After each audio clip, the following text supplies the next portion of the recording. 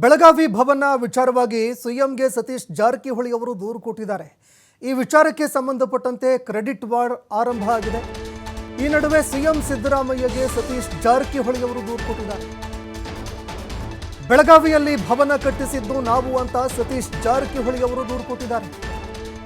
ಕಾಂಗ್ರೆಸ್ ಭವನ ಕಟ್ಟಿಸಿದ್ದು ನಾವು. ಪಕ್ಷದಲ್ಲಿ ರಮೇಶ್ ಜಾರಕಿಹೊಳಿ ಇದ್ದಾಗ ಕಚೇರಿಗೆ ಜಾಗ ತೆಗೆದುಕೊಂಡಿದ್ದೀವಿ. ಕಚೇರಿ ನಿರ್ಮಾಣ ಮಾಡೋದಕ್ಕೆ ರಮೇಶ್ ಜಾರಕಿಹೊಳಿ ಇದ್ದಾಗಲೇ ಜಾಗ ತೆಗೆದುಕೊಂಡಿದ್ದೇವೆ. ಇನ್ನು ಭವನ ನಿರ್ಮಾಣಕ್ಕೆ 3 ರಿಂದ 4 ಕೋಟಿ ಹಣವನ್ನು ಕೂಡ ನಾವು ಖರ್ಚು ಮಾಡಿದ್ದೀವಿ.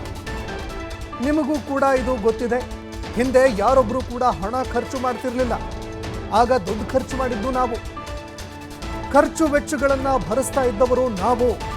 ಸುರ್ಜೇವಾಲಾ ಅವರ ಮುಂದೆ ಹೆಬ್ಬಾಳ್ಕರ್ ನನ್ನ ಮೇಲೆ ಗೂಬೆ ಕೂರಿಸಿದ್ದಾರೆ. ಅದು ಕೂಡ ರಾಜ್ಯ ಕಾಂಗ್ರೆಸ್ ಉಸ್ತುವಾರಿಯವರ ಎದುರು. ಲಕ್ಷ್ಮೀ ಹೆಬ್ಬಾಳ್ಕರ್ ಅವರು ಈ ವಿಚಾರದಲ್ಲಿ ನನ್ನ ಮೇಲೆ ಗೂಬೆ ಕೂರಿಸಿದ್ದಾರೆ. ದೆಹಲಿಗೆ ಹೋದಂತಹ ಸಂದರ್ಭದಲ್ಲಿ ಮಲ್ಲಿಕಾರ್ಜುನ್ ಖರ್ಗೆ, ರಾಹುಲ್ ಗಾಂಧಿ ಅವರ ಗಮನಕ್ಕೆ ಈ ವಿಚಾರವನ್ನು ನೀವು ತರಬೇಕು ಅಂತ ಸಿಎಂ ಸಿದ್ದರಾಮಯ್ಯ ಅವರಿಗೆ ಮನವಿ ಮಾಡಿಕೊಂಡಿದ್ದಾರೆ. ಸಾಕಷ್ಟು ವಿಚಾರಗಳ ಬಗ್ಗೆ ಚರ್ಚೆ ಮಾಡೋದಿದೆ, ನಾವು ಕೂಡ ಮಾತಾಡ್ತೀವಿ. ಸಿಎಂ ಸಿದ್ದರಾಮಯ್ಯಗೆ ಸಚಿವ ಸತೀಶ್ ಜಾರಕಿಹೊಳಿ ಅವರು ಈ ಬಗ್ಗೆ ದೂರು ಕೊಟ್ಟಿದ್ದಾರೆ. ಅಂದರೆ ಏನೂ ಮಾಡಲಿಲ್ಲ. ಕಳೆದ ಬಾರಿ ಇದ್ದಂತಹ ಉಸ್ತುವಾರಿ ಸಚಿವರು ಕಾಂಗ್ರೆಸ್ ಭವನದ ನಿರ್ಮಾಣಕ್ಕೆ ಏನೂ ಮಾಡಲಿಲ್ಲ. ಈ ರೀತಿಯಾಗಿ ಸತೀಶ್ ಜಾರಕಿಹೊಳಿ ಅವರ ವಿರುದ್ಧ ಲಕ್ಷ್ಮೀ ಹೆಬ್ಬಾಳ್ಕರ್ ಅವರು ಒಂದು ಸ್ಟೇಟ್ಮೆಂಟ್ ಕೊಟ್ಟರು. ಇದೀಗ ಇದು ರಾಜಕೀಯ ಜಟಾಪಟಿಗೆ ಕಾರಣವಾಗ್ತಾ ಇದೆ. ಸತೀಶ್ ಜಾರಕಿಹೊಳಿ ಸಿಎಂ ಸಿದ್ದರಾಮಯ್ಯಗೂ ಕೂಡ ದೂರು ಕೊಟ್ಟಿದ್ದಾರೆ. ಈ ಬಗ್ಗೆ ಮತ್ತಷ್ಟು ಮಾಹಿತಿ ಕೊಡ್ತಾರೆ ಪ್ರತಿನಿಧಿ ಶಿವಕುಮಾರ್ ಜೋಹಳ್ಳಿ. ಫೋನ್ ಸಂಪರ್ಕದಲ್ಲಿ ಜಾಯ್ನ್ ಆಗಿದ್ದಾರೆ. ಶಿವಕುಮಾರ್, ಕಾಂಗ್ರೆಸ್ ಭವನಕ್ಕೆ ಸಂಬಂಧಪಟ್ಟಂತೆ ಈಗ ಸತೀಶ್ ಜಾರಕಿಹೊಳಿ ಹಾಗೂ ಲಕ್ಷ್ಮೀ ಹೆಬ್ಬಾಳ್ಕರ್ ನಡುವೆ ಒಂದು ರೀತಿಯಾಗಿ ಜಟಾಪಟಿ ನಡೀತಾ ಇದೆ. ಇದು ಬೆಳಗಾವಿ ರಾಜಕಾರಣದಲ್ಲಿ ಒಂದು ರೀತಿಯಾಗಿ ಪಾರುಪತ್ಯ ಸಾಧಿಸೋದಕ್ಕೂ ಕೂಡ ಒಂದು ನಿರ್ಧಾರ ಆಗಿರಬಹುದು. ಆದರೆ ಇದು ಯಾವ ರೀತಿಯಾಗಿ ವಾಕ್ಸಮರಕ್ಕೆ ಕಾರಣ ಆಗ್ತಾ ಇದೆ, ಅದೇ ರೀತಿಯಾಗಿ ಕಾಂಗ್ರೆಸ್ನ ಆಂತರಿಕ ವಲಯದಲ್ಲಿ ಇದು ಪರಿಣಾಮ ಬೀರುವಂತಹ ಸಾಧ್ಯತೆಗಳು ಏನಾದರೂ ಇದೆಯಾ? ಸಂತೋಷ್, ಹಿಂದೆ PLD ಬ್ಯಾಂಕ್ ವಿಚಾರದಲ್ಲಿ ರಮೇಶ್ ಜಾರಕಿಹೊಳಿ ಹಾಗೆ ಹೆಬ್ಬಾಳ್ಕರ್ ಅವರ ನಡುವೆ ಹತ್ತಿಕೊಂಡಂತ ಬೆಂಕಿ ಆಗಿನ ಮೈತ್ರಿ ಸರ್ಕಾರವನ್ನೇ ಬೀಳ್ತಿತ್ತು. ಈಗ ಪ್ರಸಕ್ತ ಕಾಂಗ್ರೆಸ್ ಸರ್ಕಾರ ಅಧಿಕಾರದಲ್ಲಿದೆ. ಈ ಸಂದರ್ಭದಲ್ಲೂ ಕೂಡ ಮತ್ತೆ ಬೆಳಗಾವಿ ರಾಜಕಾರಣ ಸರ್ಕಾರಕ್ಕೆ ಕಿಡಿ ಹಚ್ಚುವಂತ ಒಂದು ಪ್ರಯತ್ನಕ್ಕೆ ಕಹಿ ಹಾಕಿದಂತೆ ಕಾಣಿಸ್ತಾ ಇದೆ.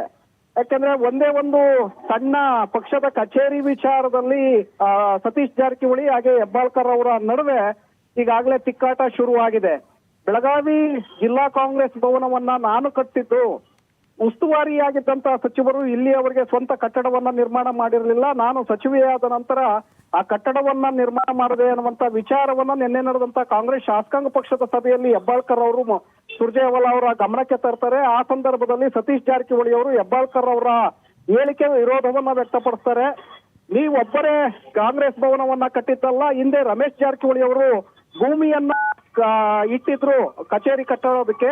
ಸುಮಾರು 70 ಲಕ್ಷ ಹಣವನ್ನು ಕೂಡ ಇಟ್ಟಿದ್ರು. ನಾವು 3 ಕೋಟಿ ರೂಪಾಯಿಗಳನ್ನ ಖರ್ಚು ಮಾಡ್ಕೊಂಡಿದ್ದೇವೆ ಅನ್ನುವಂತ ವಿಚಾರವನ್ನ ಸಭೆಯ ಮುಂದೆ ಇಡ್ತಾರೆ. ಆ ಸಂದರ್ಭದಲ್ಲಿ ಹೆಬ್ಬಾಳ್ಕರ್ ಹಾಗೆ ಸತೀಶ್ ಜಾರಕಿಹೊಳಿ ಅವರ ನಡುವೆ ವಾಕ್ಸಮರ ಕೂಡ ಆಗತ್ತೆ. ಒಂದು ಕಡೆ ಬೆಳಗಾವಿಯ ಪಾರುಪತ್ಯವನ್ನ ಪಡೆಯೋದಕ್ಕೆ ಇಬ್ಬರು ನಾಯಕರ ನಡುವೆ ಈ ರೀತಿಯಾದಂತ ಒಂದು ಸಣ್ಣ ಘರ್ಷಣೆ ಶುರುವಾದಂತೆ ಕಾಣಿಸ್ತಾ ಇದೆ ಸಂತೋಷ್. ಯಾಕೆಂದ್ರೆ ಈ ಕಡೆ ಸತೀಶ್ ಜಾರಕಿಹೊಳಿ ಅವರು ದಲಿತ ಸಮುದಾಯದ ಸಚಿವರ ಸಭೆಗಳನ್ನ ನಿರಂತರವಾಗಿ ಮಾಡ್ತಾ ಇದ್ರು.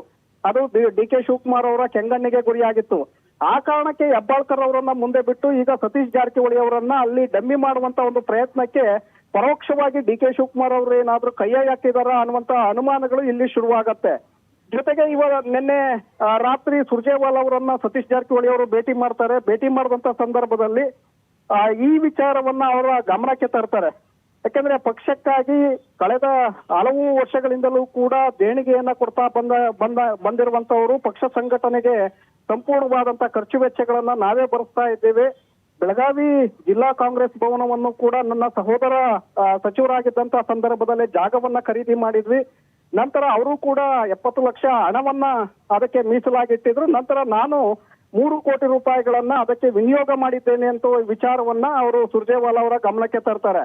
ಯಾಕಂದ್ರೆ ಒಂದು ಚಿಕ್ಕ ವಿಚಾರವನ್ನ ಹೆಬ್ಬಾಳ್ಕರ್ ಅವರು ಇಷ್ಟು ದೊಡ್ಡ ಮಟ್ಟದಲ್ಲಿ ಸಭೆಯಲ್ಲೇ ಗಮನಕ್ಕೆ ತಂದಿದ್ದಾರೆ. ಇದು ನಾವು ಚರ್ಚಿಸಬೇಕಾದಂತ ವಿಚಾರ, ನಾವು ಇದನ್ನ ಪರಿಹರಿಸಿಕೊಳ್ಬೇಕಾಗಿತ್ತು. ಆದ್ರೆ ಈ ವಿಚಾರವನ್ನ ಮುಂದಿಟ್ಕೊಂಡು ರಾಜಕಾರಣವನ್ನ ಮಾಡೋದಕ್ಕೆ ಹೊರಟಿದ್ದಾರೆ ಅನ್ನುವಂತ ಅಸಮಾಧಾನವನ್ನ ಸುರ್ಜೇವಾಲಾ ಅವರ ಮುಂದೆ ವ್ಯಕ್ತಪಡಿಸ್ತಾರೆ. ನಂತರ ಇವತ್ತು ಸಿದ್ದರಾಮಯ್ಯ ಅವರನ್ನ ಭೇಟಿ ಮಾಡ್ತಾರೆ. ಕಾವೇರಿಯಲ್ಲಿ Okay. ಸಿದ್ದರಾಮಯ್ಯ ಅವರ ಜೊತೆ ಸುಮಾರು 1.5 ಗಂಟೆಗಳ ಕಾಲ ಮಾತುಕತೆಯನ್ನು ನಡೆಸ್ತಾರೆ. ಅಲ್ಲೂ ಕೂಡ ಈ ವಿಚಾರವನ್ನ ಮುನ್ನೆಲೆಗೆ ತರ್ತಾರೆ. ಹೆಬ್ಬಾಳ್ಕರ್ ಅವರನ್ನ ಮುಂದೆ ಬಿಟ್ಟು ಡಿ ಕೆ ಶಿವಕುಮಾರ್ ಅವರು ತಮ್ಮ ಮೇಲೆ ಎಲ್ಲೋ ಒಂದು ಕಡೆ ಅಜೆಯನ್ನ ಸಾಧಿಸುವಂತ ಒಂದು ಪ್ರಯತ್ನ ಮಾಡ್ತಾ ಇದ್ದಾರೆ ಅನ್ನುವಂತ ವಿಚಾರವನ್ನ ಸಿದ್ದರಾಮಯ್ಯ ಅವರ ಗಮನಕ್ಕೆ ತರ್ತಾರೆ. ಇದಕ್ಕೆ ಯಾವುದಕ್ಕೂ ಹೆದರಬೇಡಿ, ನಾವು ಇವತ್ತು ದೆಹಲಿಗೆ ತೆರಳ್ತಾ ಇದ್ದೀವಿ, ಹೈಕಮಾಂಡ್ ನಾಯಕರ ಜೊತೆ ಮಾತನಾಡ್ತೇವೆ ಅನ್ನುವಂತ ಭರವಸೆಯನ್ನ ಮುಖ್ಯಮಂತ್ರಿಗಳು ಕೊಟ್ಟಿದ್ದಾರೆ. ಸೊ ಇವೆಲ್ಲವನ್ನು ಕೂಡ ಗಮನಿಸಿದಾಗ ಎಲ್ಲೋ ಒಂದು ಕಡೆ ಹೆಬ್ಬಾಳ್ಕರ್ ಮತ್ತೆ Okay. ಸತೀಶ್ ಜಾರಕಿಹೊಳಿ ಅವರ ನಡುವೆ ಎದ್ದಿರುವಂತ ಈ ಒಂದು ಸಣ್ಣ ವಿಚಾರ ಮುಂದಿನ ದಿನಗಳಲ್ಲಿ ದೊಡ್ಡ ಮಟ್ಟಕ್ಕೆ ಹೋಗುವಂತ ಸಾಧ್ಯತೆಗಳು ಕೂಡ ಇದೆ. ಸಂತೋಷ್, ಧನ್ಯವಾದಗಳು ಶಿವಕುಮಾರ್ ನಿಮ್ಮೆಲ್ಲ ಮಾಹಿತಿಗೆ.